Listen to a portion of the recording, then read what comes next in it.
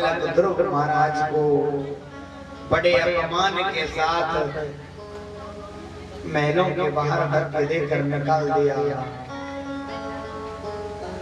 ध्रुव महाराज रोते रोते अपनी मां सुनीति के पास पहुंचे। सुनीति ने पूछा, लाला है तो क्यों रो रहे हो? क्या बात है बता, है क्यों नाराज हो गया, क्या बात है? बोले भैया आज सुनीति मौसी ने मुझे महलों के बाहर निकाल दिया और कहती हैं कि मैं वन में जाऊं, भगवान की तपस्या करूं और जब उसके गर्भ से आऊंगा तभी मुझे उसकी गोद में, पिताजी की गोद में बैठने दिया जाएगा। सुनीति बोली, लाला सही तो कहती है मौसी, हैं यदि गोद में बैठना ही चाहता है तो भगवान का भजन क्यों नहीं करता? आज छोटे से ध्रुव जी महाराज 5 वर्ष की आयु में अपनी माँ को त्याग करके वन की ओर जाने लगे। रास्ते में नारद जी मिले तो नारद जी ने इनको गुरु मंत्र दिया। बोले जाओ इस मंत्र का जाप करना, प्रभु तुम्हारे जल्दी ही प्रसन्न होंगे। छोटे से ध्रुव महाराज वन में पहुंचे। यमुना जी का पावन किनारा है और उस यमुना जी के पावन किनारे में के पास कदम के वृक्ष के नीचे बैठ करके प्यारे सज्जनों भजन करना प्रारंभ किया है। इस प्रकार उन्होंने भजन किया है। प्यारे सज्जनों, तेरा क्रांति प्रांति कपिति भरासना आत्म प्रत्यनुसारेण मासं नित्ये अर्चनम व्रतम। पहला महीना जब इनकी तपस्या को प्रारंभ हुआ तो प्यारे सज्जनों पहले महीने में 3 दिन तक ना तो कुछ खाते थे ना कुछ पीते थे। तीसरे दिन की जब शाम होती तो थोड़े फल खा लिया करते थे। प्यारे सज्जनों आज दूसरा महीना इनकी तपस्या को लगा तो 6 दिन तक ना तो कुछ खाते थे और ना ही कुछ पीते थे। जब छठवें दिन की शाम होती तो केवल जल पी लिया करते थे।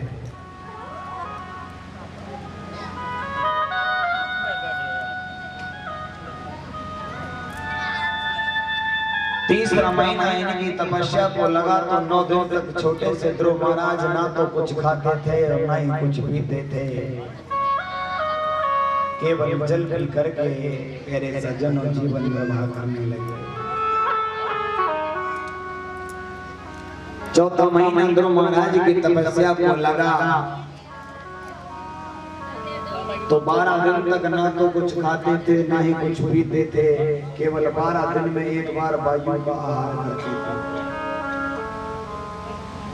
5वें महीने जब इनकी तपस्या को लगा समस्त वायुमंडल की वायु इनके शरीर में समाहित हो गई। आज पक्षी इत्यादि सब परेशान हो गए, देवता भी ब्रह्मा जी भी आज सब परेशान हो गए। ये क्या हो रहा है? सभी मिलकर के नारायण के चरणों में पहुंचे, बोले प्रभु जाओ तुम्हारे भक्त को दर्शन दो, अन्यथा ये पूरा ब्रह्मांड नष्ट हो जाएगा। तो प्यारे सज्जनों आज मेरे प्रभु श्री नारायण ध्रुव जी महाराज को दर्शन देने नहीं बल्कि ध्रुव महाराज के दर्शन करने के लिए आए। चतुर्भुज रूप धारण करके प्रभु ध्रुव जी महाराज के सामने प्रकट हुए, लेकिन प्रभु ने फिर भी इनको वरदान दिया। बोले जाओ हम तुम्हें वरदान देते हैं, तुम 36,000 वर्षों तक राज्य करोगे, उसके उपरांत आकाश में तुम्हारा स्थान स्थित रहेगा। तो आकाश में जो तारा सबसे ज्यादा चमकता है उसी को ध्रुव तारा कहते हैं। वो मेरे प्रभु के आशीर्वाद से हुआ।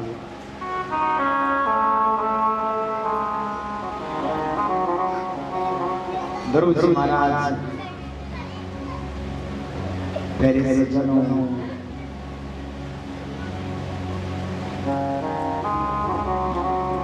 भक्ति करने के उपरांत लौट करके जब आए, समस्त नगर वासियों ने बड़ा सुंदर इनका स्वागत किया। आज बड़ा सुंदर स्वागत के उपरांत ध्रुव महाराज ने बड़ा ही सुंदर राज्य किया, बड़ा सुंदर राज्य उन्होंने निभाया।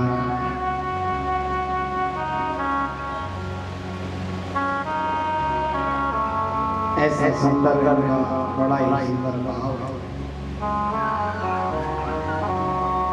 बोले बाबा बिहारी लाल की जय हो। जय श्री राधे श्याम। सुखदेव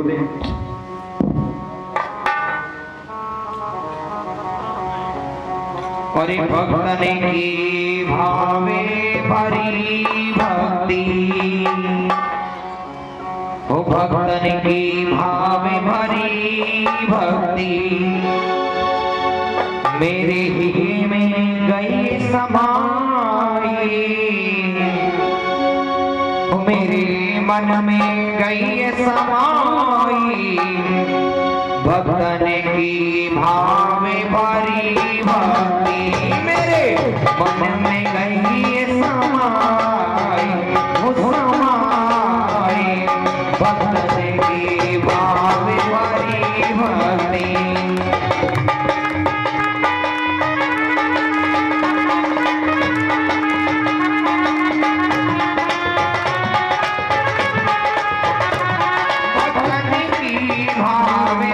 समाई, भक्तन की भावे भरी भक्ति।